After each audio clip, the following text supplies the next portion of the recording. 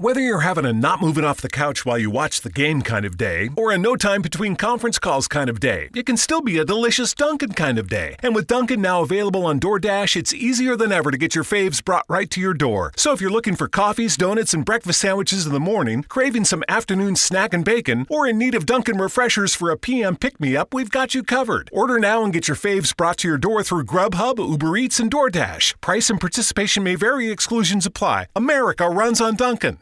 Hike the trail? Check. Order takeout? Check. Schedule heart checkup? Done. We've all adapted to a new way of living. Keep your healthcare on schedule with Johns Hopkins Medicine, where your health and safety are our highest priorities. We're ready to care for you through virtual and in-person visits across Maryland and the greater Washington region. Your health, our experts, safely caring for you. Schedule your care now. Learn more at hopkinsmedicine.org/safe. I'm glad you liked it. I did. Welcome to the Stephen Shiels radio show. Tyler Murree is on the show. How are you, Tyler? I'm very well, thank you. How are you? Good. I watched the movie Generation Wolf, and I thought it was amazing what you did, and it was interesting. And you're acting in a scene. You're like around marijuana, and you're growing that stuff too. That was pretty cool stuff. Yeah, it was pretty neat. All plastic plants. I remember walking in on the we shot that and thinking like, oh my God, are we gonna get in trouble? And the director was like, no, man, it's fake. Don't worry about it. I was like, oh. You know, your character, you played like a really, it was like a real like drug dealing character. It was like so real to watch too. You know, he's a son of a gun, that Bill Anderson. And the main character, I forgot his name. He was the entrepreneur, and he was getting investors into the movie. And then you're running this marijuana business, and he's like, "What the hell's going on here?" You know? Yeah. He thought I was just well. I gotta be careful not to give too much away, hey? So yeah. Yeah, he thinks I'm doing it independently, but then we find out that maybe not so independently. But that's pretty much all I should say. Now, it was a good movie. I watched it on Amazon Prime. Excellent. Now, how'd you find it? I found it really good. No, I mean, how did you like? Was it like did it come up as a recommendation on Prime? Or? Yeah, just something. Okay. And I was like, yeah, I'll check it out. Nice. Yeah, how many years ago was this movie shot? I think we shot it in 2014, to tell you the truth. Yeah, if I recall correctly. It was the summer of 2014. And yes, it was because, a few months after that, I ended up getting a call to move to New York City for a little while to be on Broadway for a bit. So my timelines, right now I've got COVID head, so I don't really know, you could tell me, hey, it's 2015. I'll be like, well, okay, I guess, sure. But yeah, that's I have to think of milestones in my life to place things. How have you been since COVID hit in Toronto? What have you been working on? It's been we are currently still in a state of semi-lockdown here in Toronto. We haven't done as well as you have on in the southern hemisphere. Things are starting to look up a little bit with the vaccine rollout. Canada, unfortunately, has not been doing as well in procuring the number of vaccines that we need, but it's slowly starting to get there. We are still filming quite a bit here in Toronto. The Canadian film sets are taking incredible precautions to have people tested several times a week. Wow. A friend of mine who's an actor just took a gig as the person who facilitates the testing on set for a Netflix show. So the film industry certainly isn't what it was, but we're doing our best to maintain as many productions as we can. For me, voice work has become my focal point. My last year, I guess around May, my voice agent called and said the voice world is still doing pretty well, especially for people who have home studios. So she highly encouraged me to, or she and her assistant helped me through the process of getting all the proper equipment to get a home studio, and we converted a closet in the house into a little makeshift. So I get into my little studio and I get the script on the computer, and I record a lot of TV commercials and a little bit of animation from a closet in my house. So that's been good. No, that's awesome, Tyler. I'm a classically trained musician. I'm I was starting. reading that about you. Yeah. Yeah, I did a Bachelor of Music, and I was a clarinetist, and then I liked film music, and I'm looking toward writing for film, but it's very tough in Australia because it's not widely popular here in Sydney as it is where you are, or Right. in the But United States. the nice thing about Australia, I find, is that you've got such a unique and distinct voice. Like your film and television industry is uniquely Australian. It's unapologetically Australian, and I Mm, really love that. The Canadian proximity towards the United States, we end up pretending to be American all the time. Like Toronto doubles as New York City so much that mm, Winnipeg has to start doubling as Toronto sometimes. But because we're so busy pretending to be New York or Gotham. mm, Uh, but I love the. My wife watches a lot of Australian television mhm, on Netflix and Prime and stuff like that, and I love the distinct Australian voice. mhm. My son watched a great Australian kid show called The Investigators, and if anyone is watching who is in charge of investigators, we love it over here in Canada. Mm. Just saying, yeah, Yeah, Australian television and movies. There's a lot of good stuff out here. great stuff. You know. And your actors are so compelling to watch. Mm, I've worked with a few Australians. I love one of the greatest friends I ever made. I shared a dressing room with an Australian for 18 months over here, Ben Mingay. mhm. I think he does a lot of TV still in Australia, and he's playing Sweeney Todd right now in Sydney, I think. But just a great guy and just so much fun. Australians have such a great joie de vivre. That's so cool. And have you been an actor your whole life, or what have you done? Pretty much, yeah. Wow. I started doing high school plays when I was around 16, Hmm. and I kind of never looked back. So So so you've and I'm been in my doing it 40s now. professionally all your life? My first professional gig, the first day of rehearsal for my first professional show was on my 20th birthday. That's cool. So, yeah. Because a lot of there are actors in Sydney that have to do it as a side job here, Yeah. because it doesn't become a full-time income. It's very competitive in Australia for some reason, even Well, it's a music hard too. job because so many people want to do it. I think that pretty much goes for, that's Australia, New Zealand, Canada, the United States, England. It's, because if you can make it, Mm, you get a regular part on a TV series, or if you become a regular in the film world, then it can be an amazing life. But with lots of money and stuff like that. But for those of us who are grinders, yeah, mm. like I moonlight waiting tables at a restaurant, and my side gig, like I do a lot of voice work, which I still consider acting, but yeah, you have to have the side hustle to, especially these days, the gig economy. I don't know if it's the same in Australia, but the gig economy is a real thing. Yeah, I mean, I know gigs are starting to get back up and running in Australia slowly, but it's been very bad for the last year. Yeah. A lot of musicians I know, they've only just gone back. It's Are very you tough. guys are you opened up now? Like can you eat inside restaurants, Yeah, or is it just patios? Is it, yeah, okay. You they can eat. gather and congregate. Is everyone still wearing masks? No, that was dropped, but for a while, the New South Wales Premier required a mask in the shopping centre, but Melbourne was the one that got hit the hardest, Right. and they made it a mandatory law. And if you didn't have a mask, it was $1,000 fine because they went into a stage 4 lockdown last year. Wow. Mm, Well, I mean, we have to do what we have to do, right? I'm mm. glad you guys have come out on the other side. I hope we can follow suit pretty quickly. What about Canada? What's been the situation in Toronto for you?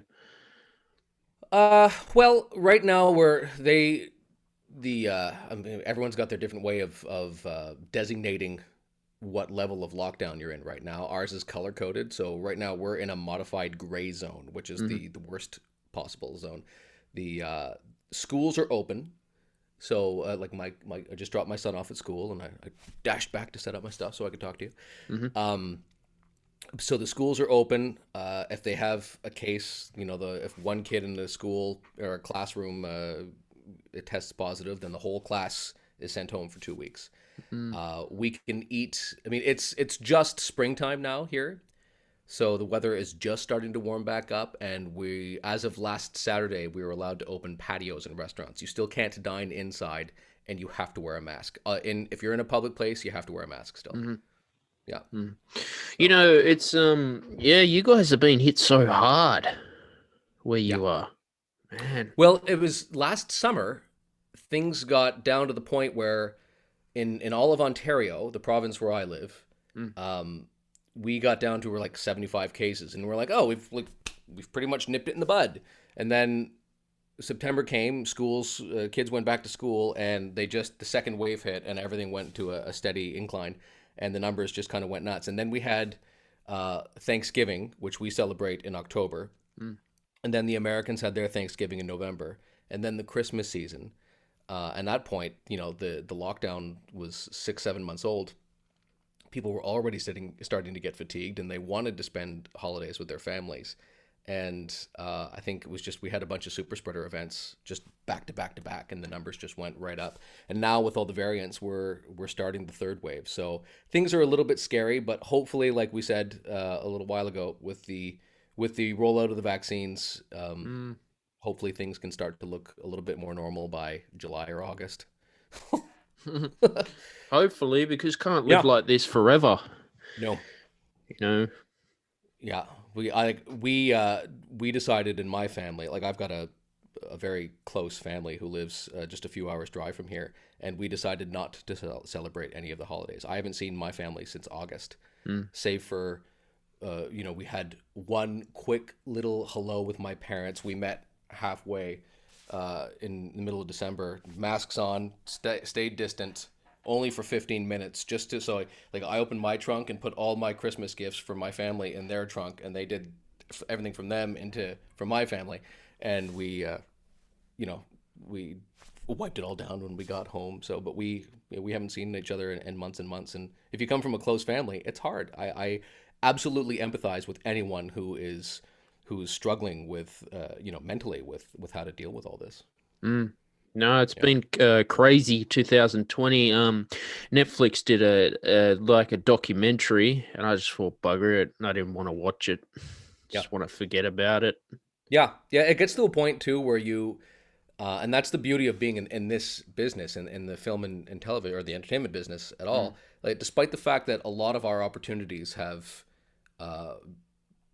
gone away for a little while, it's still nice to be a part of an industry that the world is relying on to escape this madness. You know what I mean? I'm so delighted that you watch Generation Wolf, as what I can only assume you seem to be a movie lover, a film lover, and you just to escape, and not to escape to the usual. I mean, I love WandaVision and The Mandalorian just as much as the next guy, and I'll watch all of that stuff. But the fact that you're going and looking for lesser known products to watch, that's so heartwarming. I hope more people are doing that. No, I mean, there's a lot of talent in what you guys did for that too. I thought I liked the script and all that. Well, Christian de la Cortina, who played Vincent, the protagonist, he also wrote it. He directed it. He was the co-editor. He produced it. I mean, he was the jack of all trades. That was a labor of love. And I was speaking to him just the other day, and he's got another few projects on the go, and talking about perhaps being available to be a part of them. And he's such a driven go-getter. And it's one thing to say, oh, we've got $500 million to make a Superman movie, and everyone's just involved, and if there's a problem, you just write a check and you solve the problem. But for these independent movies, these labors of love, where someone's like, I had an idea, I had to write it, and now I need to get it on film, you do whatever you need to do to get this movie made. And that kind of passion, that drive to get it made, I think brings an entirely different element to the film. Yeah, no, independent film, I think there's a lot of talent in that, in my opinion. Yeah. Versus the big Hollywood blockbuster. Yeah, I like the independent scene better. There's an opportunity too, like from an acting point of view. Like I'm a short fella.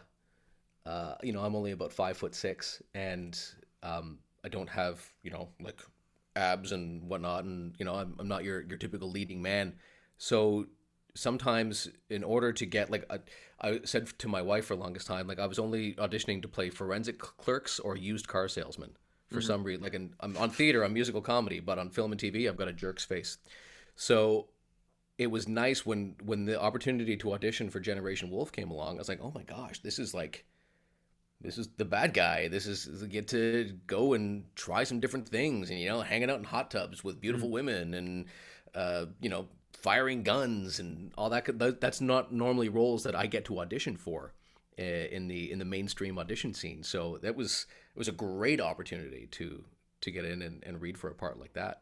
That's so cool. That's really good. It's impressive what you've done. And since like music as well and acting, I think go together too. Because when I'm writing for a film, I like to try things out as well. What's your process? Like, when you see, do you get the script and then say, okay, I've got some ideas, or is it the script and then a meeting with the director, or do you see a rough cut of the film and then, let your emotions go to town with it? Like, do you sit in front of a piano and just kind of watch and just a rough cut? Because I compose everything with a DAW, like software, music notation software for orchestra. So I kind of get an idea what I want to write. If a director was to say, "I'll change it," then I'll be like, "Yeah, we can do that." I'm a bit old school as well. Right. But when you see something, is it on the page when you first hear a melody in your head and associate that with a scene or with a character, or what's your process with that? I see it on the picture, on the film. Okay. Yeah, very visual. Okay. Nice. We've all got our different ways to work, Tyler. Sure. Yeah, absolutely. I've always just been, because like I do a lot of musical theater. Music's a part of my life, but I don't read music very well. I mean, you could almost say I don't read music at all. Like, I can find middle C on a piano, but because I shared a dressing room with a guy a few years ago, and he's absolutely he's got an encyclopedic knowledge of film scores, and he's quite the composer himself, and just, I never really paid attention to the scores as much, other than like, oh, that's beautiful, or it made me feel this. But the actual process, like when I look at a script and I see the character and I read what's going on, and I try to bring a bit of myself to it. But I've always been so curious as to and how the composer, where the starting point comes from. I mean, if it was like a dramatic scene, I might put tension in the harmony. Maybe if it's a child's play, I'll keep it in a major key, make it happy. So it's all different emotions too. If it's comedy, trill here and there. There's always different techniques, Tyler. Yeah. It's real. I love the whole process of, like, when the pandemic first started and we were locked down, my son and I would in the backyard fiddling around with just the phone, and we'd make little movies, and it's amazing how, and I would find music either in my iTunes list or what iMovie gives you to as their stock sounds and music. But it's amazing how a little bit of music can entirely change the feel of the scene. So we had a lot of fun playing with that. It does. But other than acting, what do you do? I try to make that my main focus. Acting, being a dad. Those are and a husband. Those are my three big things. I dabble in writing, and when I say I dabble, I have, I think, maybe a folder with 15 ideas started and nothing finished. I'm that kind of writer. I love ideas. I'm a huge Batman nerd. I love me some Batman, to the point where I'll lie awake at night thinking about different versions of the Batcave for too long for a man in his 40s. But so yeah, that whatever keeps you busy, but keeps you young at heart, I think, and playful. Yeah, I mean, Batman, those comics go back years and years and years. 1939, the first Batman was first featured in Detective Comics. And The Dark Knight Rises with Heath Ledger as well. Well, that was The Dark Knight. The Dark Knight Rises was after that. That was the Bane one, yeah. Whoops. It's all good. No, Hans You can tell, like, Zimmer's a huge Batman nerd. I'm like, actually. Hans Zimmer's a fantastic composer as well for the Is he Batman. ever? Oh, I love Hans Zimmer. I will sometimes just like I'll YouTube, Hans Zimmer movie scores and just put it on and play it in the background when I'm trying to get something done. I love Hans Zimmer's score, especially like the tension he created in The Dark Knight, the Joker's theme. It was just that very thin sound, and then it rose to a crescendo.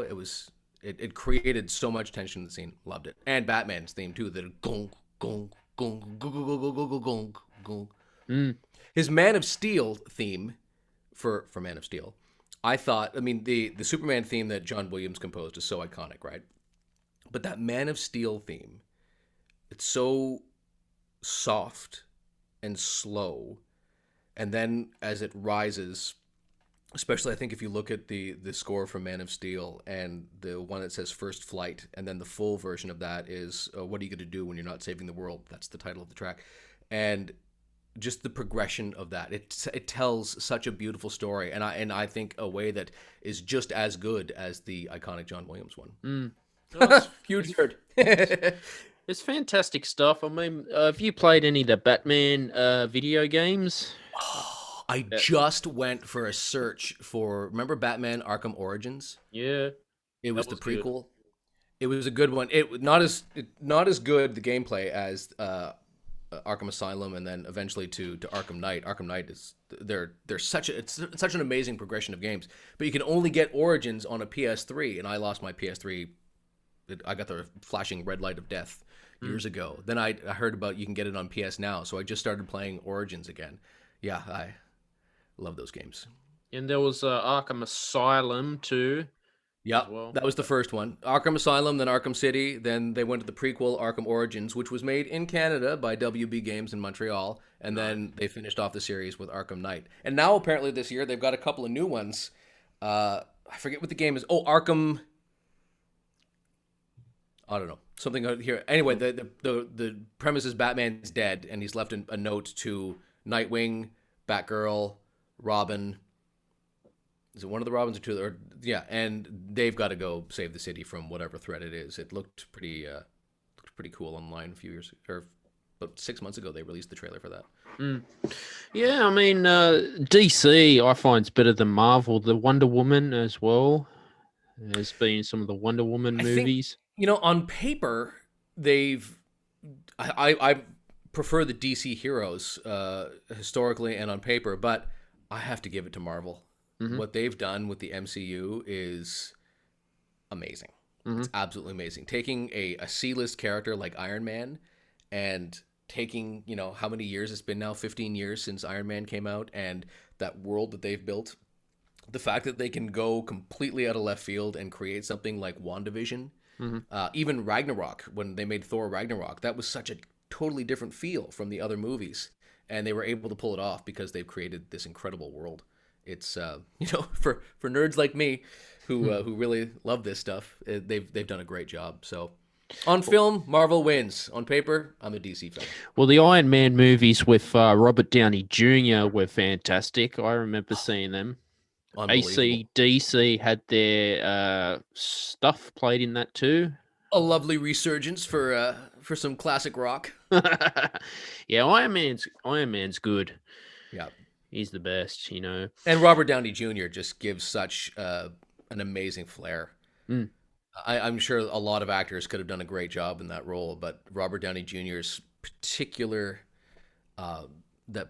nuance that he gives it, that feel, that idea that no matter, like, anything can come out of his mouth, anything at all, and you just got to kind of go with it. It's exciting to watch. Have you worked with any of the big famous actors in Hollywood, Tyler? Gosh, the biggest actor I ever worked with was, I mean, he's passed now, was Peter Ustinov. I'm not sure if you remember Peter Ustinov. He won an Academy Award in 1979. I think it was for Ben-Hur, one of those epic movies. I was on the set of a movie.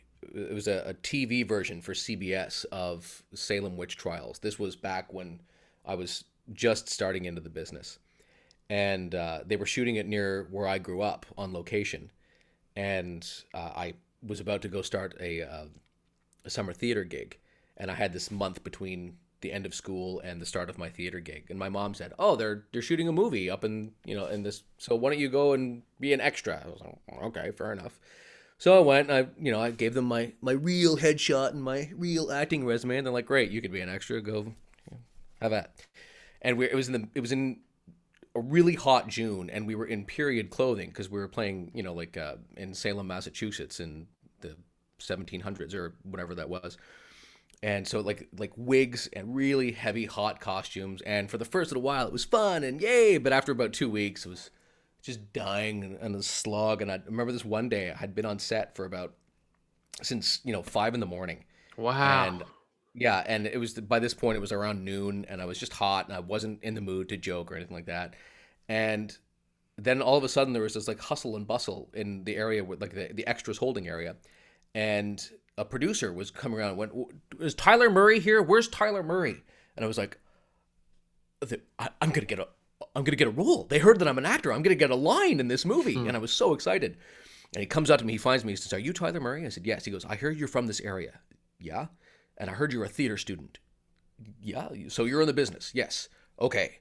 Peter Ustinov is arriving on set today, and he's not from the area, and we need to give him a personal assistant, a bit of I want you to be his guide around the area. Are you willing to be you're not going to be an extra anymore, you're going to be his assistant?" And I was like, "Yeah, okay, sure." And as soon as I said yes, I felt like, and I'm remembering this in a very dramatic way, obviously, this was 20 years ago, but I felt like hands were grabbing me from all sides. Someone was leading me back to an area to take off my wig and take off my clothes, and somebody had my personal clothes folded neatly, and they were handing it to me. I was like, "Where did you get that?" And the producer's in my ear saying, "This is what's going on, this is going on." And this is before everyone had a cell phone too, and he hands me a cell phone, and he says, "This is going to be your driver." And I was like, "What?" And beside this beautiful Lincoln Town car was this humongous guy in a super tight Harley Davidson t-shirt and khaki pants, like nice, like from the belly button down, he was all business. From the belly button up, he was the most dangerous human being I've ever met in my life. And he goes, "How you doing? My name's Choker." And I was like, "Hi, Choker." So we get in his car, and the producer's still talking to me. And he's like, "This is what you're going to do. This is what's going to be you're responsible for. This is what you're going to do." And we get on to where the main cast is having lunch.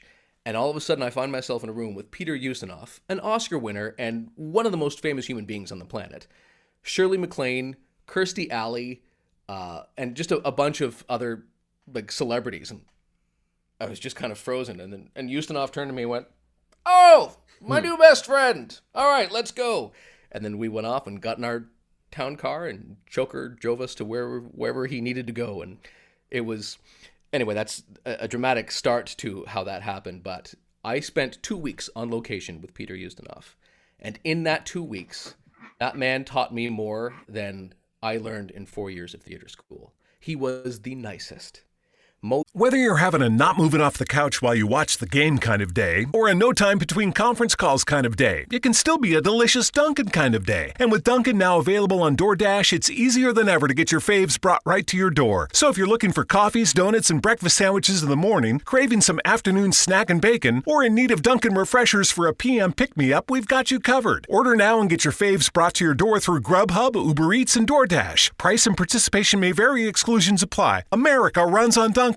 Most intelligent, warm, open, kind human being, and his talent, ferocious, unmatched, just an unbelievable human. That he's the biggest star I've ever met. I mean, Shirley MacLaine, who was also an Oscar winner, was there too, and I didn't interact with her a whole lot, but Peter Ustinov and I would sit and chat for hours. It was awesome. And then after the 2 weeks, I was like, "Well, you're going back to Toronto to do the in-studio stuff, and I got to go do my play." He went, "All right, bye," and that was it. It was unbelievable. That's amazing. Yeah, I mean, I've worked with certainly celebrities here and there, and but nothing compares to that time with Ustinov. Like, it's amazing when you work with a celebrity who's achieved so much, Mm-hmm. Yeah. Are you a wrestling fan at all? I love wrestling. All right. You know Bret the Hitman Hart? Yes, it's a shame he got screwed by Vince McMahon. Well, I mean, just after that happened, Mm, around, actually, it was 2004, I did a pantomime Christmas children's play here in hmm Toronto. And every year they bring in a celebrity guest. And we were doing a version of Aladdin. And Bret the Hitman Hart played the genie hmm in this. So I spent a month. And I was a huge WWF fan back when it was WWF in the 90s. So The Attitude Era. right, yeah. And then so we got into, and I was playing one of two clowns, and like, as I said before, I'm a diminutive fella, and so the other guy was short as well. And at the end, instead of like the magical lamp, there was a magical ring. It was a wrestling ring, and we had a wrestling match with Brett at the end of the show. And I remember the first day of rehearsal, we got in there, and everyone's kind of all nervous, and everyone's just like, because Brett is an A-list star. He's known around the world. Again, super nice man. And I didn't know what to do, so I thought, well, I'm gonna go big. I'm gonna go as big as I can. So we got in the ring, and everyone's kind of awkwardly wondering how to start. And I went, "All right, Hart. I just want you to know I'm not taking it easy on you. I am going for the championship. That belt is gonna be mine." And I just kind of went off. And the director and the stage manager were looking at me like, "Did you just get yourself fired?" And Brett took a minute, and he just smiled. And he went, "All right, let's go."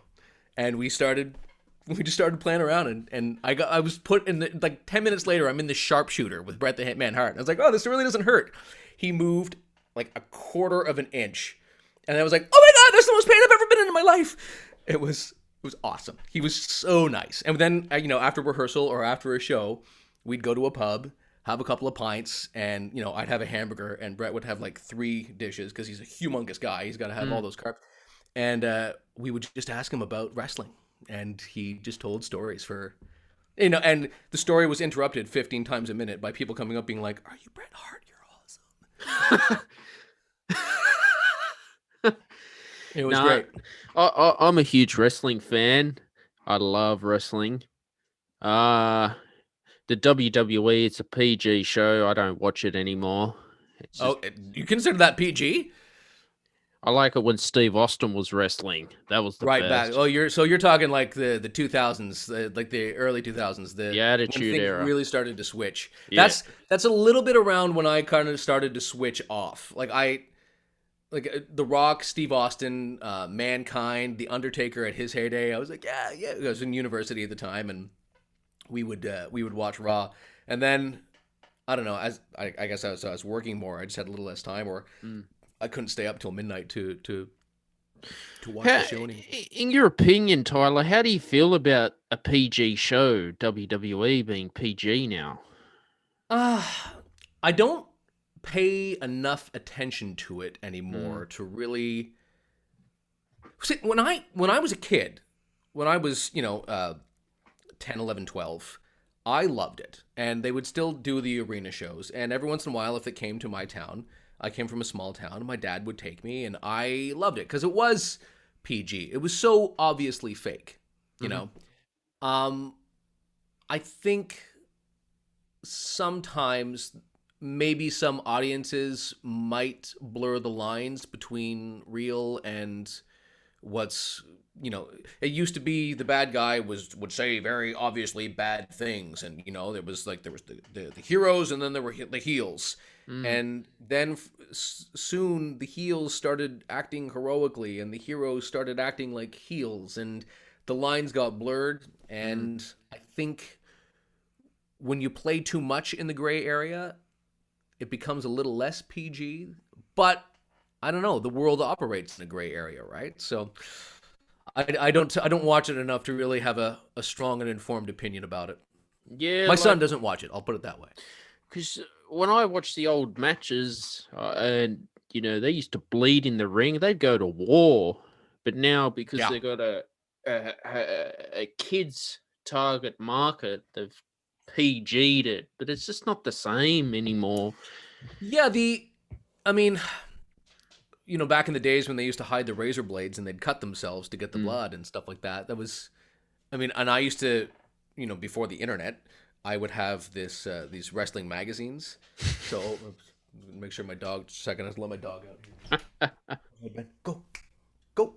He's just paused. He's and you'd watch like some of these magazines, like the stuff that wasn't WWF. They would have these like a blood-soaked Ric Flair, and you'd think, well, that's a bit much for me. You know, my 13-year-old self was like, oh, I just I want to see Hulk Hogan drop a very undangerous leg on a guy to finish him off. But so that never appealed to me. Although I did appreciate the how you can have 50,000 people watching you and still be able to, however you did it, like a little ninja, cut yourself and then put the razor away. Also, there's not a whole lot of place to hide that razor. Personally speaking, I wouldn't, if I had like just a little loincloth pair of shorts, I would not put a razor in there if I was jumping around. That's just me. I'm not a risk taker. But there's an art and a storytelling to it. They're actors too. They become one of the best actors. To be able to improvise the way they improvise is it's a skill. I've seen a lot of people who are trained actors who cannot just monologue off the cuff the way those guys do. And certainly the athleticism is. I mean, they get thrown around. So because you look at like you got Randy Orton, The Rock, Triple H, John Cena, Dave Bautista. They've all gone to Hollywood. Yeah, they can make. The Rock is so. Oh yeah. The Rock is so. I'm also an acting coach, and I work on the set of kids shows frequently for like Nickelodeon and Disney Channel. And an actor I coached once played The Rock's daughter, and she just went off on. He was just the nicest, sweetest, kindest, funniest man. You love to hear stories about that. I've heard the same thing about John Cena. Just a really nice, fun guy. But I don't know. The Undertaker too is a legend to be remembered in wrestling. When he first came out, when I was a kid, I liked vampires and stuff like that. And being a Batman fan, just the idea of like a dark presence who is just almost indestructible. And like when the Undertaker would, he would sit up in the middle of his matches. I always thought that was I didn't like Harley Davidson Undertaker as much as I liked like the actual, the cloak and the big brimmed hat. And he didn't say anything. I like that version. He really threw Mick Foley off the Hell in a Cell. Yeah. I don't know how Mick Foley got up from that. That man is. I mean, he's a. And I say this with all respect. He's a freak. That's like to endure the pain that he endured was something else. Well, in those days, they weren't as strict on concussion as they are now. This is true. This is very true. Wrestler, the Undertaker had a broken foot in that match. Did he? I don't know. If I stub my toe, I'm like, I'm out for a week. Goodbye, everybody. So my pain threshold is different. That's why I do theater, darling. That's so cool that you're doing theater. And you've been in Broadway too, have you? Yeah, I was in Les Mis on Broadway. So I did. Yesterday was the 15th anniversary of the opening night of The Lord of the Rings the musical, which premiered here in Toronto 15 years ago, and that was amazing. So how much theater is theater more popular in Canada or New York on Broadway? New York.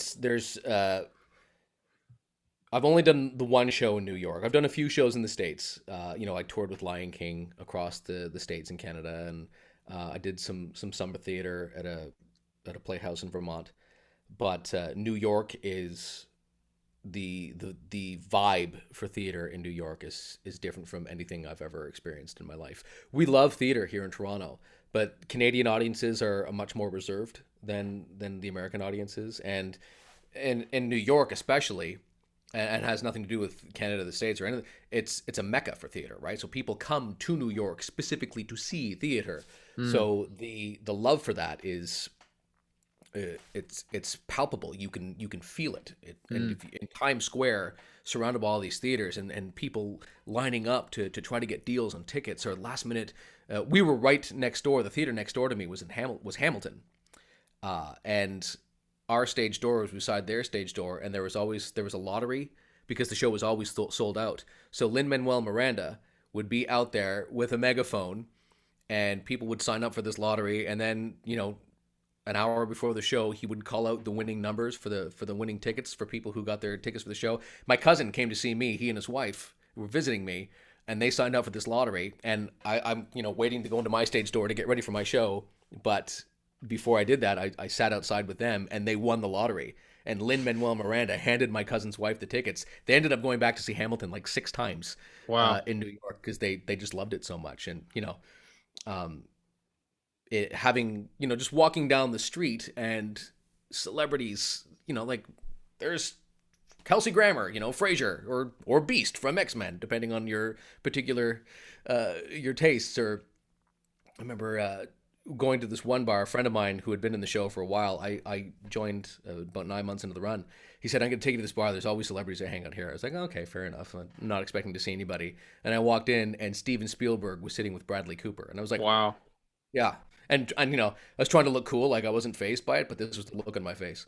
So That's amazing. Yeah, Steven Spielberg he's talented. He's a director, is he's he? done okay for himself. Yep. Yeah. With Star Wars. Well, he didn't make Star Wars though. Didn't he? Nope, that was George Lucas. Ah, wrong one. Yep. Oops. But they were partners. I mean, they did a lot of stuff together. Mm-hmm. Yeah.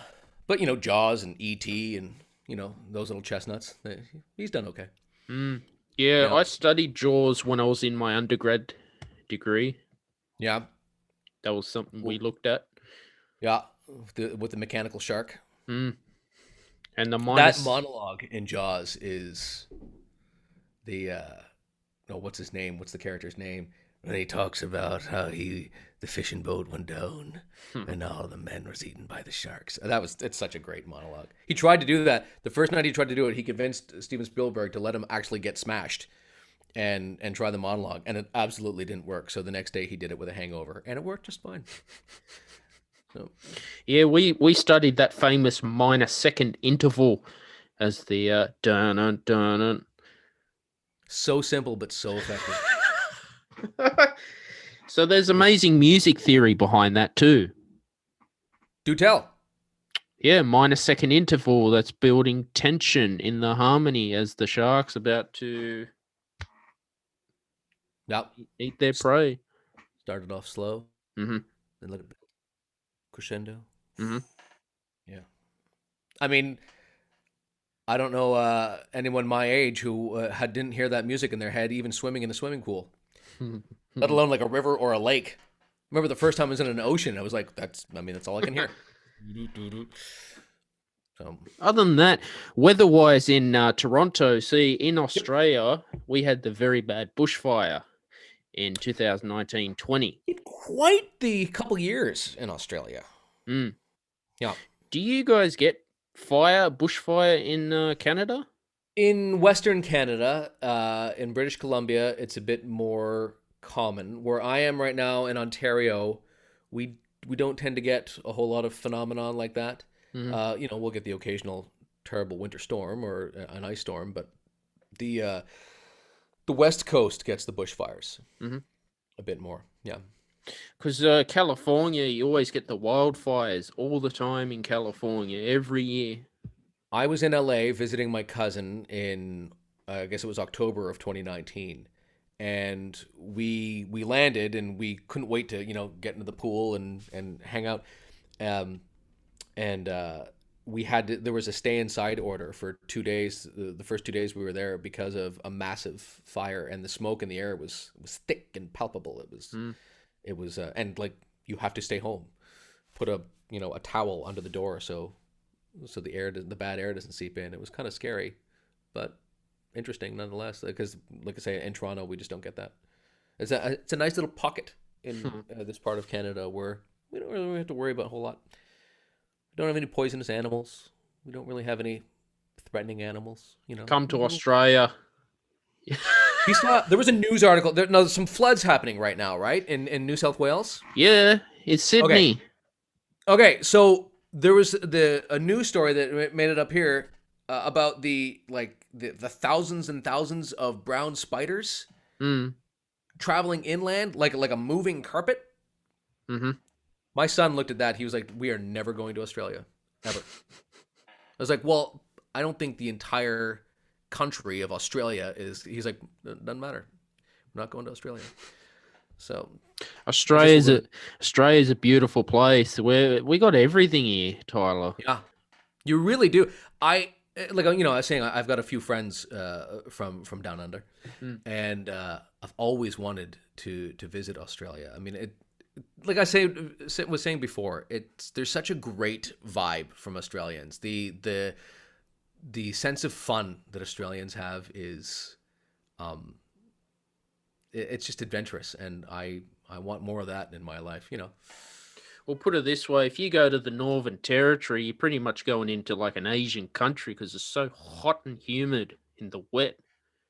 Yep. It's hot all year round up there. And then in New South Wales, you go up to the Blue Mountains. It gets snow, not as thick as Canada, but it does get cold. Yeah. So it's like you Well, got so do you experience 4 seasons in Sydney? sort of, but not Yeah. as it gets very, very hot, but not we do get cold days, but not like snowing like you would Right. in Toronto. Yeah. We don't get as much snow as we used to here. It was a pretty mild winter for us. I mean, we still had days when, shoveling a foot of snow, but it doesn't last as long as it used to. It felt like when I was a kid, winter was 6 months or 8 months, and now it's like, well, there's a 3 or 4 months there. We're gonna hunker down. But What time does the sun go down in Toronto in the winter for you uh, usually? in December on Mm. the shortest days, it's pitch black by 4:30. 4:30. Ours is Yeah. about 5:30 in winter. Yeah. What about do you guys get very hot days in Toronto? Yeah, actually, it can. You go by Celsius, right? Not Yeah, Fahrenheit. Yeah, so us too. Celsius. I guess it's just the states who do Fahrenheit. But in Toronto, in the peak of summer, you can get up to, with the humidity, 40 degrees Celsius. Shit. Yeah, right. But it's but we experience 4 distinct seasons. Mm. Like right now, it's just the beginning of autumn for you, right? It's the beginning of spring for us. So right now we're coming out of the cold patch, and we've had a few really nice warm days. Like I said, with the lockdown has just been eased a little bit. So as of just last Saturday, we're able to open patios and restaurants. So last night I had my first shift back since November at the restaurant where I moonlight, and it was just, I mean, not a whole lot of people came out, but it was still, this is that time of year when it gets above 5 degrees and people are like tank tops and shorts, because Canadians are nuts that way. But the minute you see the sun coming out for longer than a half an hour, people are like, let's get the patio, get me a pint. So What's when it gets to 40 degrees, we enjoy the 40 degrees and like we bear through it, but we know that, in 6 months it's going to be minus 40. So do you guys get it like a heat wave? Because in Sydney we get it like fucking a week. It can be like that. yeah, Ugh, we'll get that.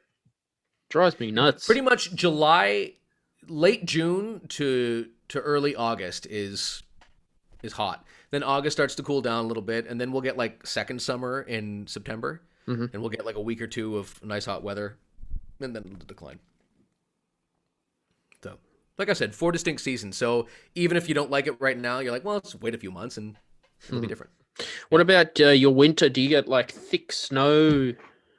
We can't, like I said, this year was kind of mild, but I've got, every once in a while I'll send a picture of my wife and I shoveling like 2 feet of snow to get our car out of the driveway, and I'll send it off to my cousin in LA, be like, hey, you missed this, don't you? But yeah, I mean, it's pretty distinct. So you're working in a restaurant. Do you guys rely on tips in Yep. Canada? Oh, I didn't Yeah, know. they still have that system. It's ridiculous, but yeah. Because I know in the States, they always rely on tipping in the United States. In the States, it's even worse. In the States, so I mean, you get like a set minimum wage, right? And in Canada, if you're in a waiter or a bartender, your minimum wage is a little bit less than the standard minimum wage, with the understanding that you will be making gratuity on top of that. Whereas in the States, it can be, sometimes it's like half of what minimum wage should be, because they're thinking, well, you're actually working for tips, which is it's ridiculous.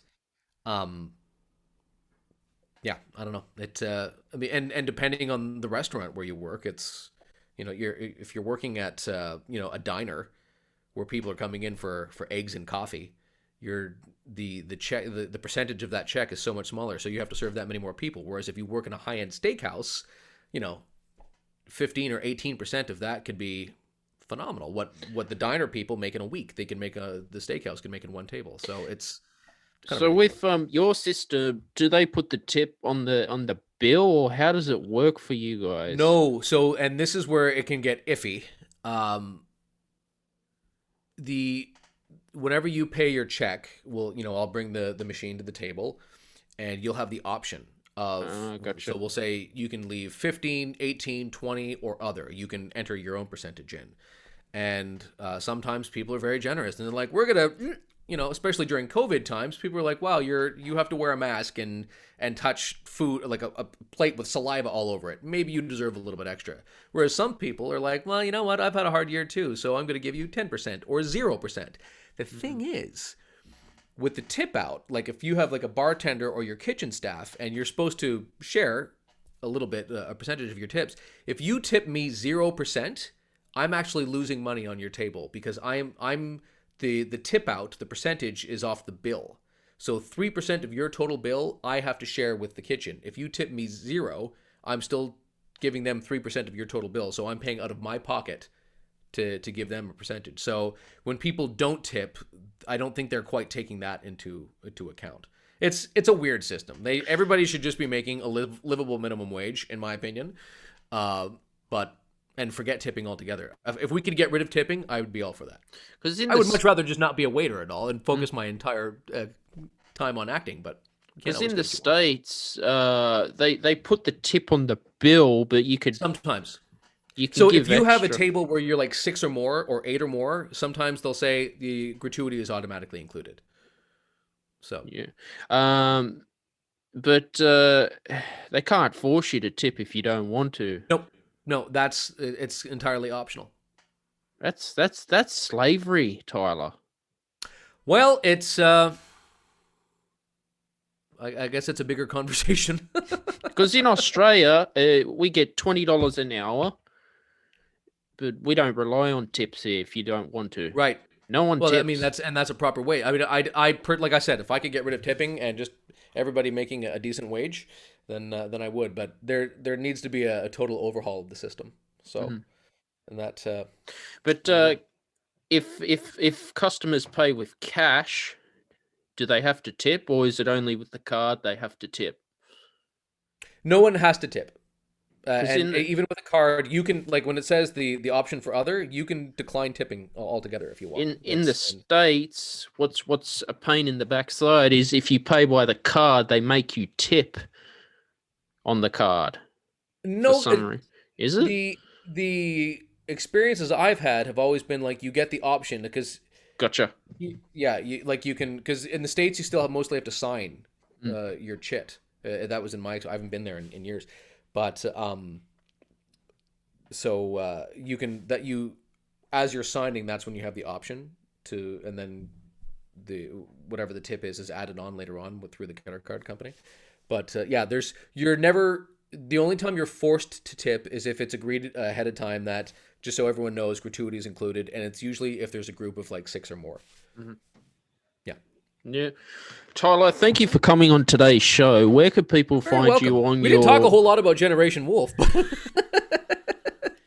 anybody who wants to see Generation Wolf, please go to Amazon Prime. I would love to expand the audience for that movie, because even though it was a few years ago, we really had a great time making it. And thank you for reaching out and wanting to have a chat. You're welcome. Where can people find your social media? Oh, goodness me. I'm so terrible at social media. I've got a Facebook page. If you just type in Tyler Murree, Murree is how to spell the last name. You can get me on Facebook, on Instagram. I'm Murray Tyler, or at Murray Tyler, and at on Twitter I'm at Tyler Murray. Mm-hmm. I very rarely tweet. I got Twitter to find out what, like, the when the metro would be late or what the weather was, or when Donald Trump's tweeting. Oh my God, I wouldn't follow that man. I would not follow that man. I don't blame you. Again, there's another conversation for another day. I try to keep my politics out of my acting talk. So. Heard it a lot in Australia too. Oh, well, who didn't, right? Anyway, hopefully we can move past that era and focus more on good movies and great music and wonderful film scores. I hope to hear you scoring a lot of films soon. You will one day. Thank you for listening to today's episode of the podcast. Thank you to the sponsors Grammarly Premium, vidIQ, and TubeBuddy. And also thank you to Amazon Music Unlimited. Don't forget, if you want that free trial of Amazon Music Unlimited, just visit the link to my website to find out more. Also, if you'd like, you can send a donation to my GoFundMe page. And don't forget, new podcasts are out every Friday afternoons. Turn on those notifications, subscribe to the show. See you later. Whether you're having a not moving off the couch while you watch the game kind of day, or a no time between conference calls kind of day, it can still be a delicious Dunkin' kind of day. And with Dunkin' now available on DoorDash, it's easier than ever to get your faves brought right to your door. So if you're looking for coffees, donuts, and breakfast sandwiches in the morning, craving some afternoon snack and bacon, or in need of Dunkin' refreshers for a PM pick-me-up, we've got you covered. Order now and get your faves brought to your door through Grubhub, Uber Eats, and DoorDash. Price and participation may vary. Exclusions apply. America runs on Dunkin'. Hike the trail? Check. Order takeout? Check. Schedule heart checkup? Done. We've all adapted to a new way of living. Keep your healthcare on schedule with Johns Hopkins Medicine, where your health and safety are our highest priorities. We're ready to care for you through virtual and in-person visits across Maryland and the greater Washington region. Your health, our experts, safely caring for you. Schedule your care now. Learn more at hopkinsmedicine.org/safe.